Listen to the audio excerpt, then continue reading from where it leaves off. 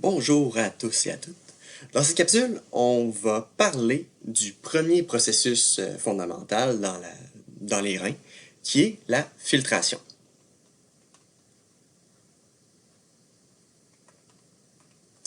Donc, on a parlé dans une capsule précédente, là, dans l'introduction, en fait, des trois processus fondamentaux. Fait qu'il y avait la filtration, il y avait la réabsorption,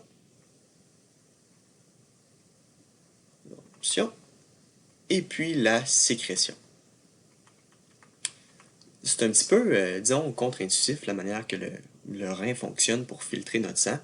En fait, euh, il y a beaucoup d'éléments, beaucoup d'eau, beaucoup de sodium, beaucoup d'éléments qui vont être envoyés ici dans les tubules. Puis après ça, on va en réabsorber, puis à la fin, pour faire comme un fin, euh, un fin ajustement, ben, on va procéder à la sécrétion. La manière que je vois ça, ou l'analogie qu'on pourrait utiliser, disons que vous avez un sac de party mix, puis là, je vous dis d'enlever toutes les crottes de fromage de ce sac de chips-là. Ce serait beaucoup trop long, disons, d'utiliser la méthode aléatoire ou juste de plonger votre main et de sortir toutes les crottes de fromage du sac. En plus, probablement qu'à la fin, ben, il en resterait beaucoup à l'intérieur. Une stratégie qui serait probablement plus efficace, ce serait d'ouvrir le sac, de le vider complètement sur le comptoir, puis de le trier directement comme ça, puis ensuite de remettre toutes les chips que je veux à l'intérieur du sac. Fait que c'est un petit peu ça que le rein va faire. Donc, il va ici filtrer plusieurs éléments, donc, en grande partie là, des éléments qu'il va avoir de besoin. Par contre, il va réabsorber plus loin ces éléments-là. Okay? Donc, entre autres, l'eau et le sodium. Il va réabsorber ces produits-là plus tard dans son circuit euh, tubulaire. On a vu dans la capsule d'introduction, ici on a vu le rein, puis on a dit que l'unité fondamentale ou l'unité fonctionnelle du rein, c'était le néphron. Le néphron, mais on l'a ici de représenter. Le néphron, on le divise en deux parties. On a le corpuscule rénal, donc qui est l'espèce de petit boule ici de vaisseau sanguin, plus ce qui l'entoure. Fait que la petite boule de vaisseau sanguin, c'est ce qu'on appelle le glomérule. Puis ce qui l'entoure, c'est la capsule glomérulaire. Capsule glomérulaire, c'est le point de départ, en fait, des tubules rénaux, ou ici, dans ce cas-ci, du tubule rénal, qui est constitué du tubule contourné proximal, de la branche descendante et ascendante de l'anse du néphron. Fait que ici, ce que je trouve dommage, c'est que c'est pas dans l'ordre. Fait que ce serait, disons, 1, 2 et 3. 3 étant le tubule contourné distal qui, lui, se déverse dans le tubule collecteur. Okay? Fait que dans notre tubule rénal, on ne peut pas appeler ça de l'urine, en fait, on va appeler ça le filtrat glomérulaire, on va en reparler tout à l'heure. Filtrat glomérulaire. C'est seulement lorsqu'on va atteindre le tubule rénal collecteur qu'on va vraiment pouvoir parler d'urine. Okay? Donc, c'est ici, ça va se déverser dans le petit calice, le calice mineur, le calice majeur, et finalement, ici, là, ça va être le pelvis rénal qui va se déverser dans l'urétère. Oups, là, le rouge sur rouge, c'est pas fameux. Urétère. Okay, fait, ici. Bon. Si on décortique, en fait, la filtration, ça va se passer essentiellement là, à l'intérieur du corpuscule rénal. Je vous ai donné ici, pris une image pour qu'on puisse bien s'entendre sur ce qu'on voit. Ici, on a un vaisseau sanguin qui arrive. On a dit dans la capsule précédente que c'était ce qu'on appelait une artériole afférente. Fait qu'elle arrive. Affaire, un petit E-N-T-E. OK. Afférente. Rendu ici, on va faire une espèce de boucle. Ça va se ramifier, ça va faire une espèce de plein de petites loupes. C'est ça ici qu'on va appeler, en réalité, le glomérule.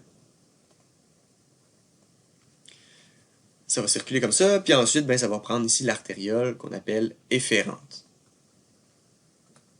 Est-ce qu'elle s'en va? Ensuite, on a ici à l'extérieur notre corpus, qui complète notre corpuscule rénal. On a ici ce qu'on appelle la capsule glomérulaire. Okay, donc la capsule, elle entoure notre petit glomérule qu'il y a ici. Dans le glomérule, on va avoir ce qu'on appelle une membrane de filtration. Elle va être faite de trois choses. Je vais voir si mon autre image me permettrait de le voir. Oui, effectivement. Donc, on a trois choses dans notre membrane de filtration. La première, disons qu'on est un globule rouge, ou disons qu'on est une molécule d'eau qui veut traverser cette membrane de filtration-là pour se retrouver dans les tubules rénaux. On doit traverser notre endothélium de nos capillaires. Okay, donc ici, c'est une cellule endothéliale. Je ne sais pas si vous remarquez, il y a plein de petits trous dedans. Ces petits trous-là, en fait, on les appelle des fenestrations.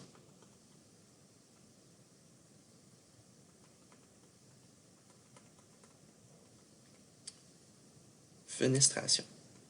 Okay. Fait que fenestration, fenêtre, il y a des trous, en fait, dans nos cellules endothéliales. Puis ça laisse, c'est assez perméable, ça laisse passer des éléments un petit peu plus gros.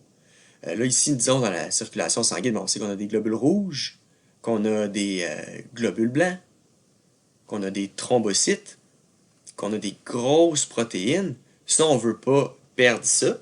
Okay? Fait qu'on va avoir une autre couche supplémentaire dans notre membrane de filtration qui va être la membrane basale de notre capillaire.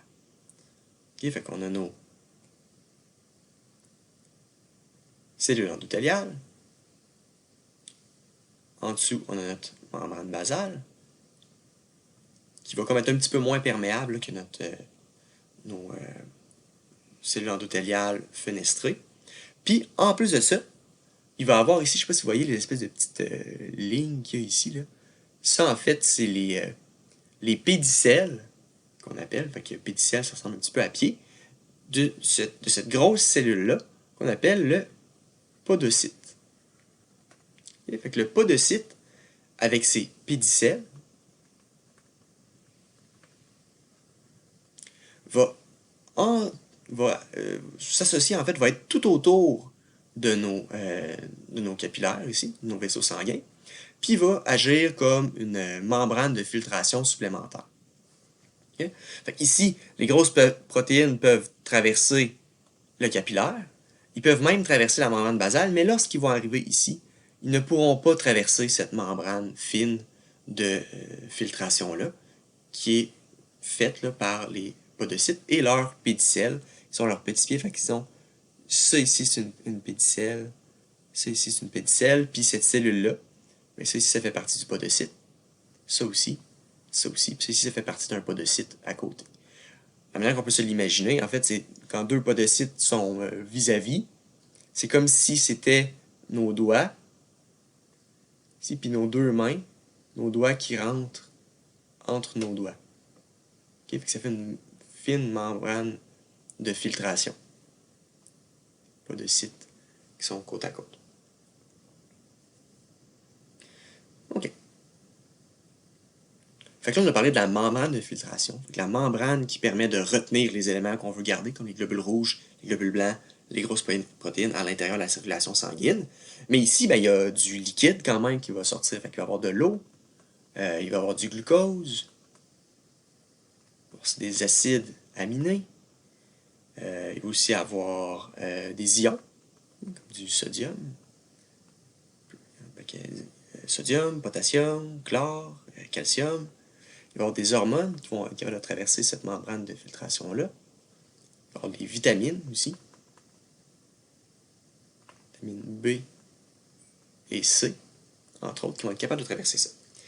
Ce qui va faire varier, si on veut, c'est ce qu'on appelle notre filtrat.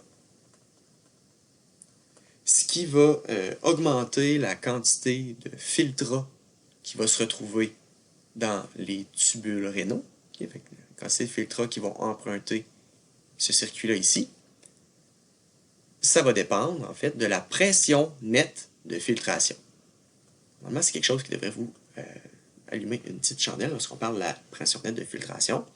Puis vous devriez même savoir certains critères qui vont mener à le calcul de cette pression nette de filtration-là.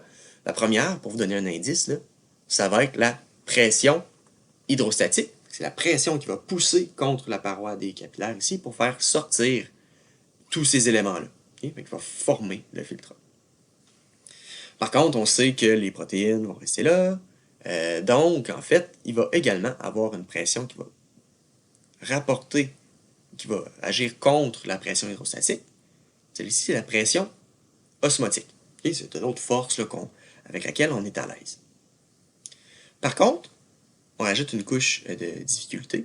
Il y a une seconde pression hydrostatique qui va s'ajouter. Donc celle-là ici, elle ne sera pas de l'intérieur vers l'extérieur, mais plutôt de l'extérieur vers l'intérieur. Okay. Donc imaginez que vous gonflez un ballon de fête. Donc vous le gonflez ici un petit peu, puis là vous rajoutez de l'air dedans, puis là il gonfle. Okay. Ici, si vous laissez aller la petite entrée ici, ben, il y a un petit peu de vent qui va sortir. Puis ici, si vous laissez aller le petit bout, ben, il va y avoir beaucoup de vent qui va sortir. Parce que le ballon, il a une certaine élasticité. Il veut revenir, il veut passer de là, puis il veut revenir à cet état-là.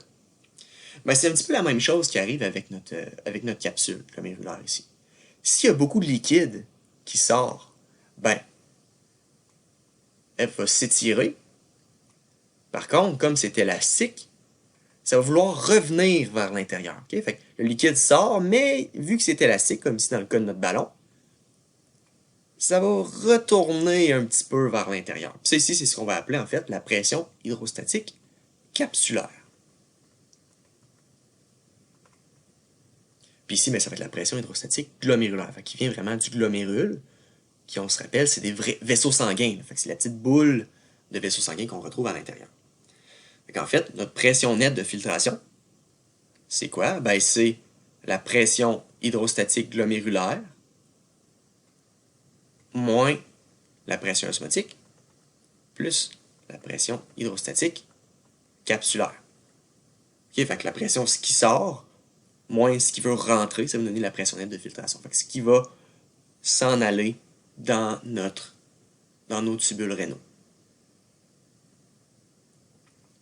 Notre pression nette de filtration va être, puis là je ne vais pas utiliser de mots avec lesquels vous ne serez pas à l'aise, mais ça va influencer, okay, la pression nette de filtration, je vais changer de mot, va influencer directement ce qu'on appelle le débit de filtration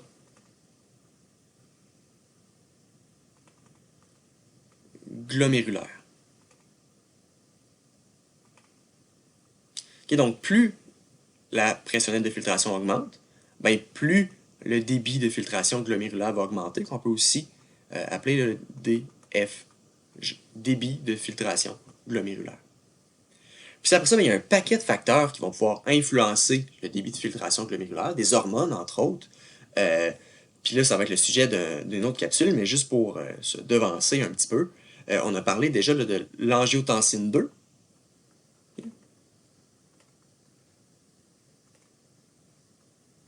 Angiotensine 2 va modifier le débit de filtration glomérulaire, parce que si on filtre plus de liquide, si on augmente la quantité de filtrat que l'on produit, ben éventuellement, ça veut dire qu'il va y avoir plus d'urine qui va être produite aussi. Et fait que si on filtre davantage de liquide, on produit davantage d'urine. Donc, on diminue le volume sanguin.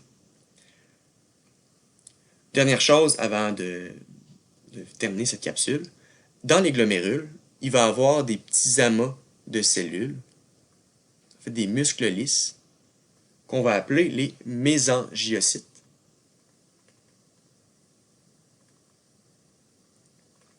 Qui vont être capables de rapprocher les pédicelles de nos podocytes pour rendre les glomérules encore plus imperméables.